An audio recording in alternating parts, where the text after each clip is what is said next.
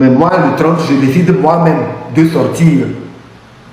Ce n'est pas quelqu'un qui me dit. Moi-même, je sors parce que je suis une victime de torture.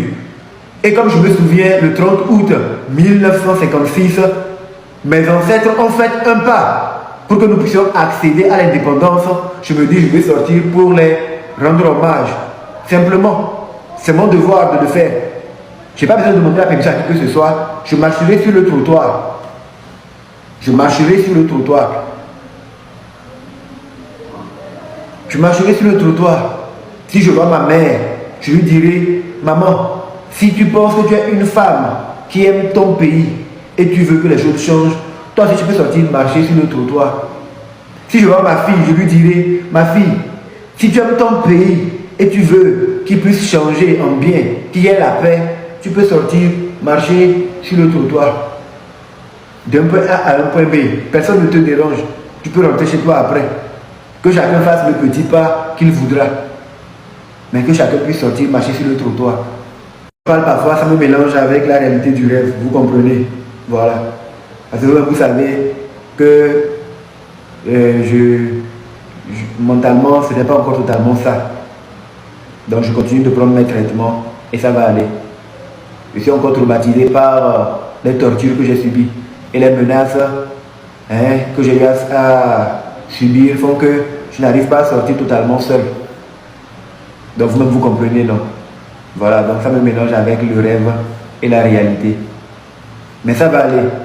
Ne pensez pas que je suis fou. Je ne suis pas fou. Je suis en train de me reprendre en main.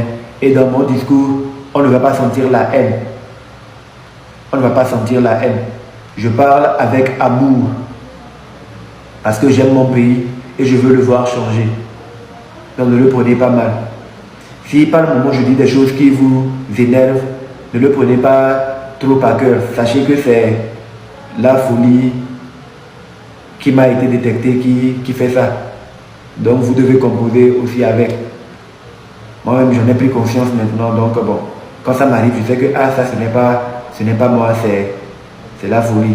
C'est pas totalement moi. Il faut que je me ressaisisse.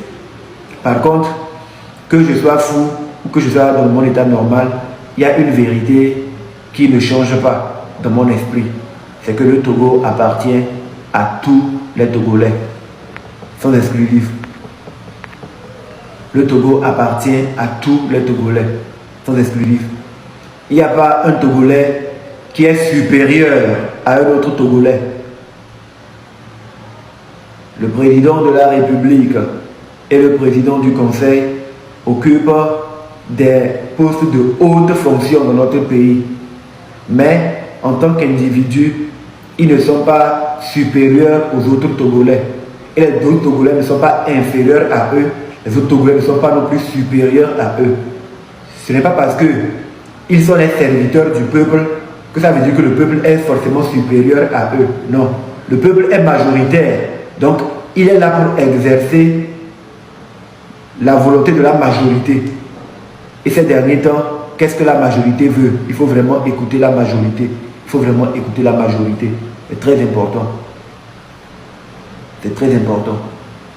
Les Togolais souffrent trop. Le peuple est fatigué. Et quand tu es dans des officines, dans les arcanes, tu entends, il y en a qui disent que le Togolais est fait pour être gouverné. Ça, c'était une petite parenthèse.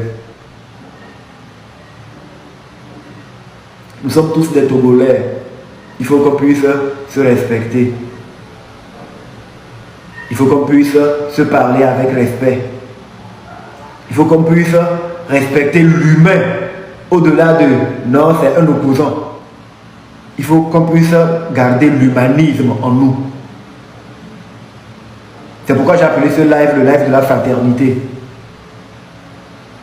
Donc quand à un moment donné, on se rend compte qu'il y a un frère à nous qui ne veut pas nous considérer comme si nous sommes de la même famille, nous devons le convoquer devant le conseil de discipline. Nous devons le convoquer devant le conseil de discipline.